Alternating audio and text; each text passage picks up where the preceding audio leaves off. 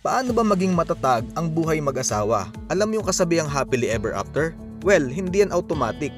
May mga araw na parang fairy tale, pero may times din na parang horror movie, lalo na pag may budget problems, misunderstandings, o kaya kahit simpleng saan tayo kakain na hindi mapagkasunduan. Ephesians 5 verse 33, however, each one of you also must love his wife as he loves himself, and the wife must respect her husband.